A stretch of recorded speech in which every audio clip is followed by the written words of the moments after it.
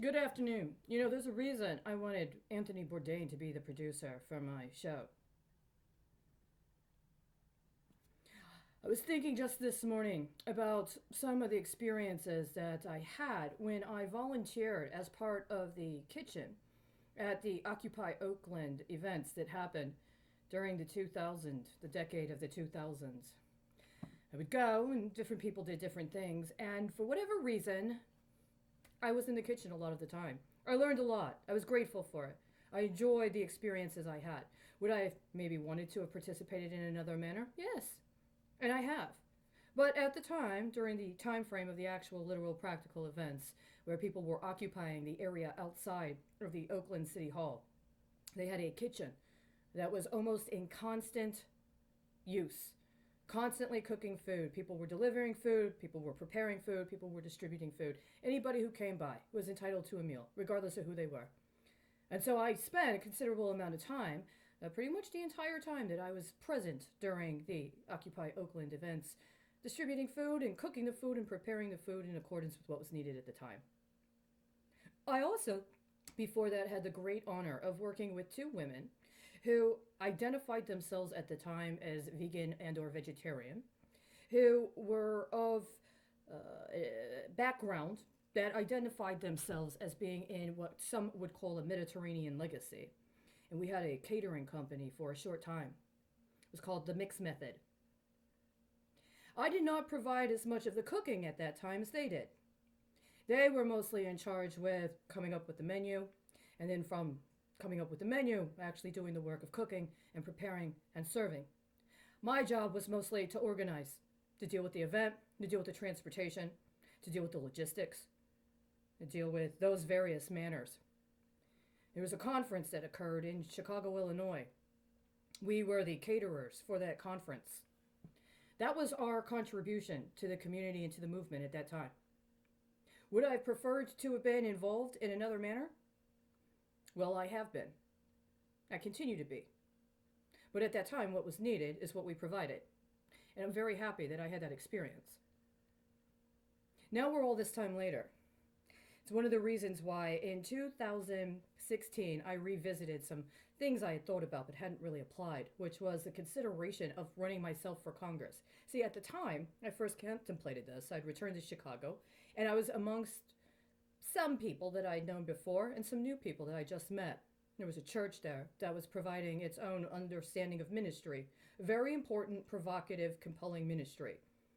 I had reintroduced myself to them after being away from them for a while, and at some point decided for myself that rather than seeking to maintain the same kind of scenario that had been involved with the community and through which I interceded in 2007, 2008, and 2009, this time I was going to take a different approach. My understanding is that based on my previous experience working for the Department of Public Health, I could very successfully get some temporary assistance through the existing networks of social service supporters. And in the meantime, maybe meet with some people that knew some things I didn't, learn from them, and then be able to get myself on my feet, as they say. You know, I was practically homeless, literally practically homeless. I hadn't had a lease in years. At the time, I didn't have a job. I had a need for the services that were provided to those that were identified as homeless. And I did not want to go through a church in order to get it. I shouldn't have been compelled to go through a church in order to get them. So that's why I made the decisions I did. And we are where we are today.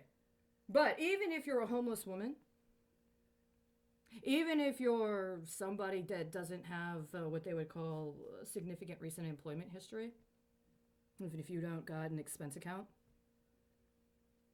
you might have ambition. You might hope to be able to functionally, literally meet the needs of the people you encounter. You might see in them a wonderful opportunity to be doing the kinds of things that are meaningful for you in your life and their life, and try to find ways to actually extol the virtues that they exhibit on a daily basis just by engaging with you in what it is that they do in the course of trying to provide for themselves and their families. See, this is what I started to learn when I made that transition. When I was in and among the people at that particular ministry, at that particular church, I saw it one way. When I started to go through the shelters, I saw it a different way. And my relationship changed. Something happened. I became incredibly protective. This is not a bad trait. I saw it in other people.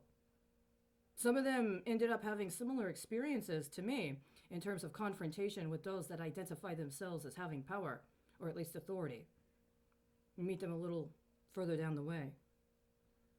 At some point, pressure is applied. Well, how do you respond to the pressure? Well, I did not relent. I'm hoping that they did not either. I'm hoping that there's enough of us alive that we can become. I had started this video with one intent, but then I put on what I wanted to wear when I was going to engage that intent. So I had to adjust. See, this is a true thing, and I believe this. I didn't always believe this. At a certain point in my time, I identified as a lesbian for political reasons, primarily connected to an understanding of what the marriage contract entailed. An understanding of a woman being considered, historically, a form of property that was conveyed between one family to another family via the men through marriage. This also spoke to what that meant for her children, or rather, their children. The children, our children. For political reasons, regardless of what my actual preferences might have been, or my actual rate of activity might have been, I did not agree politically with marriage. An actual history of my involvement, even around LGBTQ rights, was very specific to that matter. The concept of queer rights was as much predicated upon people whose primary preference for a partnership is between a man and a woman, but outside of the encumbrances and implications of a formal conventional marriage contract. Matters related to monogamy or non-monogamy are absolutely essential in consideration of informed consent.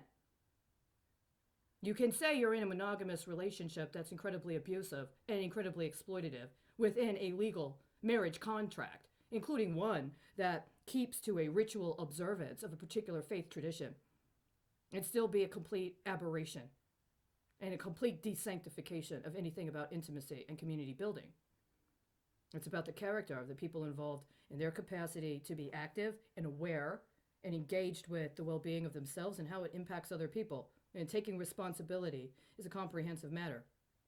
Now, at the time I came into this consciousness and this commitment, there were different kinds of considerations that were going on.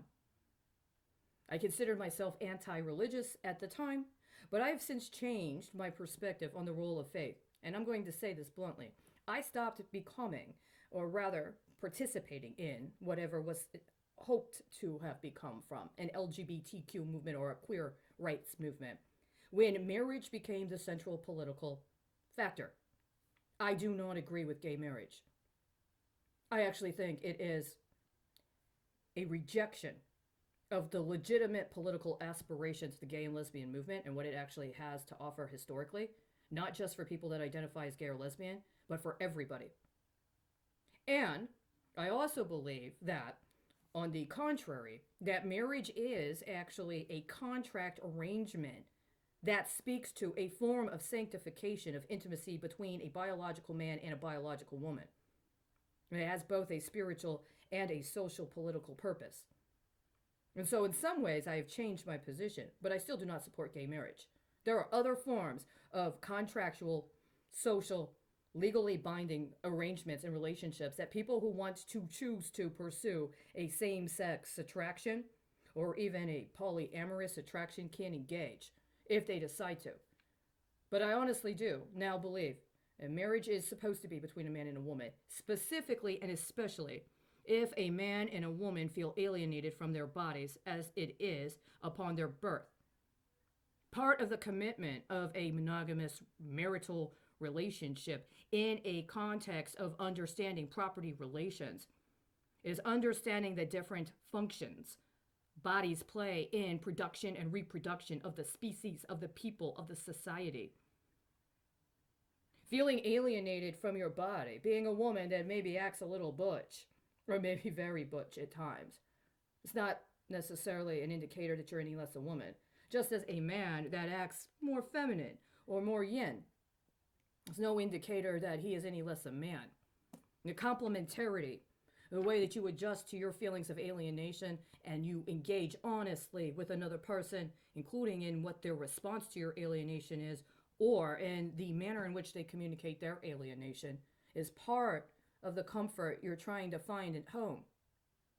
You can be honest and authentic. Hopefully, there's some synergy. And in that synergy, there's a creation unique to that couple, to that pairing. And there are those who have the spirit to commit to it for life, no matter what happens. Maybe even beyond just this life. Maybe it is as a result of finding each other again in this life after having already committed in a past life. This is part of the magic, the mystery, and the reality we actually live within if we allow ourselves to be honest about it and enjoy it for all its richness.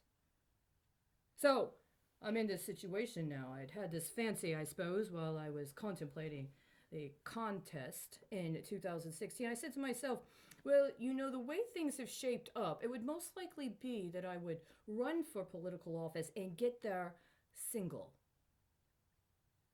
What if there was somebody else that was there who was single as well? Would we have a courtship? Would we have a combat?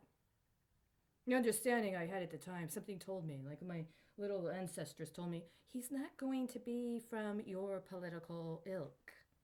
That's part of the challenge. Is it going to be a conquest? Is it going to be a merger?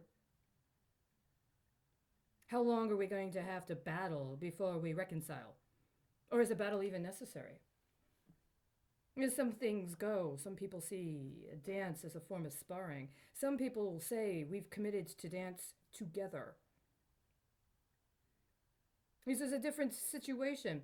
How does one think about the politics and romance concurrently? Well, I didn't think about it directly at first in that manner. I had a genuine intention and ambition and desire to serve the people, including in a manner that was willing to take risk that at the time I could afford to take because of what I did not have, in the service of those who did. But you know what you see, especially when you're with women? Especially when you're with women who have children? Beautiful, passionate, fertile, abundant, loving, creative women with beautiful, amazing children. They want love. And they want you to have love. They want to see themselves reflected in a leader that's able to do all those things you claim you can do, but that also has a great love. They want you to love them. And I love you. But it's also very difficult to think about how to be in a position to follow through on that desire and to follow through on that sincere intent when I am still single at 44. I'm single at 44. And it brings up a very real question. If you have somebody that is attempting to run for the head of state or for an important political position, does it make you think differently of them if they do not have a partner with them? How does that reflect on your understanding of your family and your society and what you deal with on a daily basis? Do you feel you can trust somebody that hasn't committed to a partnership, including all of the intrigues that come with having a partner? All of the fights, all of the challenges, all of the suspicions, and yet all of the support, all of the happiness, all of the jealousies you might get from other people when they say how fantastic you look together. All of these things. This is all part of the richness as well of our society. Some could say, well, I would sacrifice that if I could deliver on another calling that not many people would be willing to sacrifice to deliver on. I always considered that to be something I would be willing to provide. But the truth is, who do I really want to serve? And I want to serve women that don't want to be lonely. They don't want to be a crusader by themselves. They want their children to have a father. They want to have a partner. They want to dance. And they want to walk in with their partner to some place where other women have their partners, and then they want to have a full life. And I can't deny that. So I'm putting this on the record and I'm acknowledging that because I do love you. I do love you. And I know that's what you want and that's what you deserve. And I want you to have it. And I want to have it too.